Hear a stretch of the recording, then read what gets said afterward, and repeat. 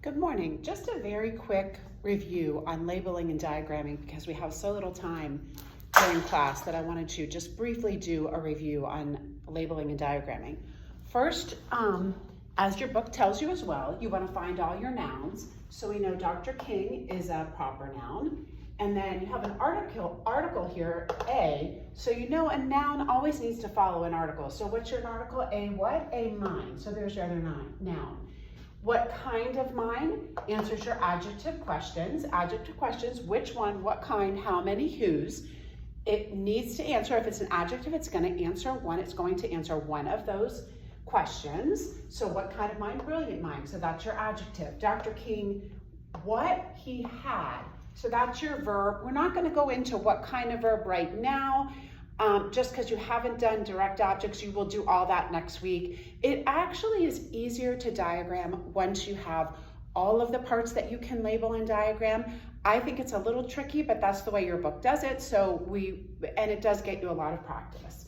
So Dr. King had, how did he have, which answers your adverb question, how, and that would be certainly. How did he have? He certainly had a brilliant mind. So then you need to begin to diagram. So first, do your subject and verb. Dr. King, what? Dr. King had. You'll see next week when you learn direct objects, he had what? He had a brilliant mind. But what else have you been taught that you can diagram right now? Well, you can diagram modifiers, adjectives, and articles. And now this week, you're going to modify adverbs. And adverbs are always going to modify a verb or another adverb. And so, Dr. King, how did he have? He certainly had. So Dr. King certainly had. There's no prepositional phrases on here. You also have been taught how to do prepositional phrases, but those are not on this sentence. So we'll move on. The next one we'll have some prepositional phrases. Okay, let's label the next one that we have up here. First, let's label our nouns. Well, Dr. King is a proper noun. We already saw that before. Let's find our other. I see future down here is a noun. Life is a noun. We have two prepositional phrases. If you don't know your prepositions by heart, no problem. Just go online and print out a list of prepositions and have that next to you. By week 10, you'll know all the prepositions because you've looked for them. But there are exhaustive lists on the internet that you can find to list all the prepositions. So just print one of those out and be able to pick out your prepositions to save you time. Okay, so let's go ahead and label our prepositions. For is a preposition, so is in a preposition. And whose future? His future. So in this case, his is an adjective, not a pronoun, because it's whose future answers one of the adjective questions, which is down here. If it answers an adjective question, whose future, it's an adjective. What did Dr. King do? He worked, so that's our verb. It's actually an action verb, but we're just going to leave it a verb for right now because we haven't really gone into all those quite yet. That will be very soon. And how did Dr. King work? He worked diligently. So that's an adverb. And now how do you diagram that? First, your subject and verb. Dr. King did what? He worked. How did he work?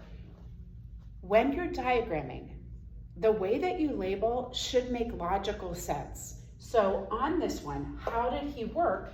Diligently answers how he worked. So it goes under worked. It does make sense why it goes where it goes because it is modifying how he worked. So it goes under that.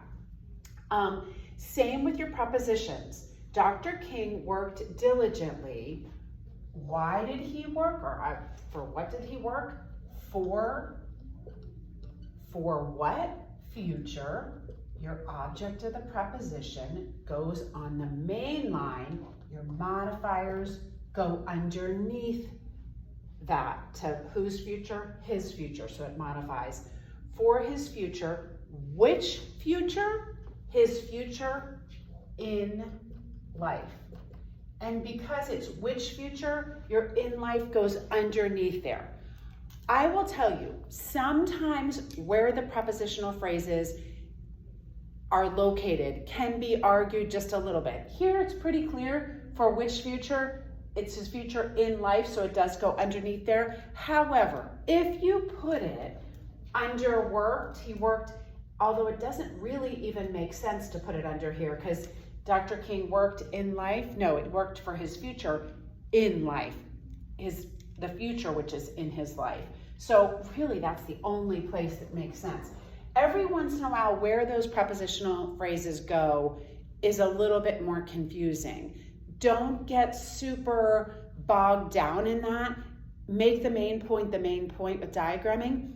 Diagramming, if you think about it as a puzzle and you have a 20-piece puzzle for a little child and you put those pieces together and that makes a beautiful picture.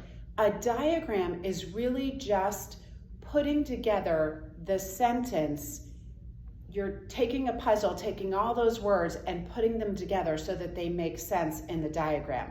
That's really how to think about how you're doing, why you're doing diagramming. As you become a better writer, it helps you to be able to go back, make sure if those sentences are logical, are they grammatically correct? Diagramming helps you. It also helps you with learning another foreign language because you learn what jobs each of the parts has. We haven't done that a whole lot. We've obviously done that with adjectives and adverbs, but we'll do that with object of the prepositions, with prepositional phrases, and why we have each of those things. So that's really why we do diagramming, just so that they know and they don't think it's busy work. It really is an important skill that many, many schools are coming back to. We went away for it a little bit, but if you look in, you can Google that too, diagramming. There's all kinds of stuff online, but there's many, many people that are saying schools are coming, education is coming back to doing diagramming because of the importance of what it is. Hope that helps. Please reach out to me if you have any questions.